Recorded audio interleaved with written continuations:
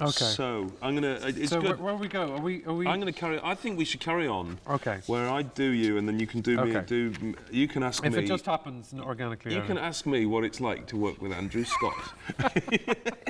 Yeah.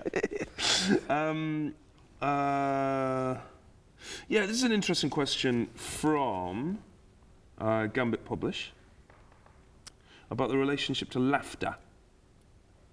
But you kind of talked a little bit. Did you get? We did. There were laughs. Were there laughs? There were great laughs. Yeah. In the same places every night? Well, again, like what we were saying, it's the quality of the laugh. So you couldn't. It wasn't like being in a Noel Coward play where it's like, and you sort of know. Mm. It was sort of. It depends on what the type of audience it was, and there usually would be similar in the same places. But what I loved about Seawall was that you could sort of, if somebody was laughing, if somebody was laughing, then you could look at them a bit more. If anything that happened, when we did it at the Bush and the train used to go by and if it made a big screechy sound, you could be like, it was really live. Completely. It was really live.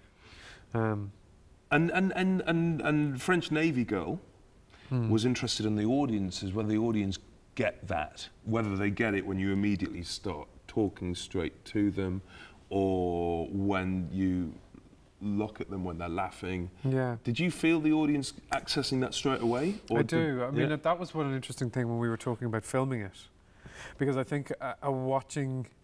I'm always a little bit. I mean, it works brilliantly in Ferris Bueller's Day Off when he talks directly to the camera. But a lot of films, I'm like, sometimes that doesn't quite come off. Michael Hanke's Funny Games as well. Games. Interestingly different cultural reference points between me and you. Yeah, exactly.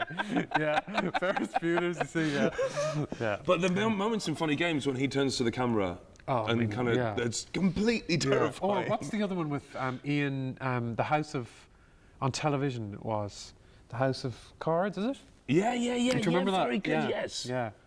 But anyway, I think watching it within the film, well, people have said to me that it's a little bit unusual. You think, what's this going to be like? Is this just going to be this guy talking to me for the whole thing? But I think the play, after a while you just go, okay, this is fine. It's really interesting in our relationship with this film because we made it and then had it for about a year. Yeah. Pretty much for about a year without really knowing what to do with it. Yeah, I know. Because we couldn't get it in any festivals because it's too long. Yeah. Exactly. And we couldn't get it on television because that's not how television works. No. Yeah. But it seems to have found the perfect form in the internet. Quite.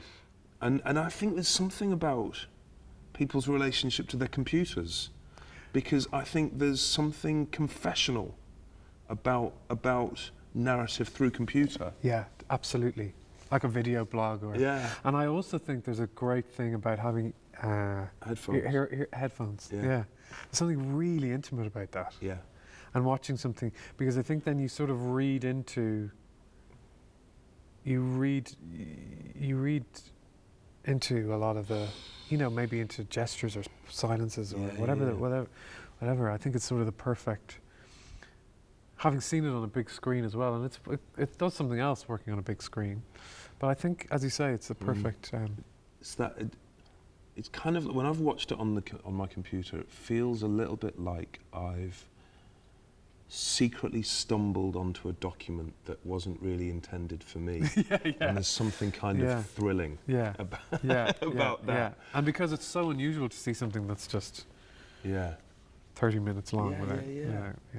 Okay, so Katerina 6. Alex is your favourite role, isn't it? Yes. That was actually me. I'm Katerina 6 on Twitter. No, I'm not.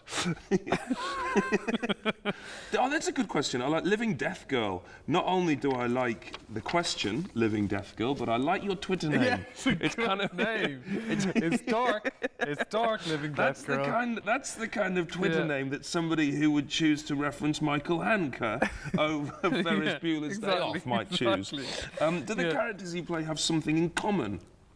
What is it in a character that draws you to it? That's a really good question. Isn't it? Well done, Living Death Girl. I would say, if anything, I would say vulnerability is something that I have Good answer. I would say that's what it is. Because I suppose ultimately I believe that everybody is vulnerable, even if they don't appear at all vulnerable. You know. So I suppose I always think I look for that in characters, because I believe that about every human being, that there's I think that's what we look to see, and that's why we connect with other people. And so anything that's too I suppose confident or I don't like anything that's too sure, you know, or something that's too. I like things to have a little bit of kind of tension between what you might present and what you might actually feel. That's nice. Yeah, it's really good. It's a good answer. Good question. Good answer. It worked very well. Exactly. Thank you. Wasn't a living death. But anyway, she's had a good morning. Living Death Girl's done very well. Exactly.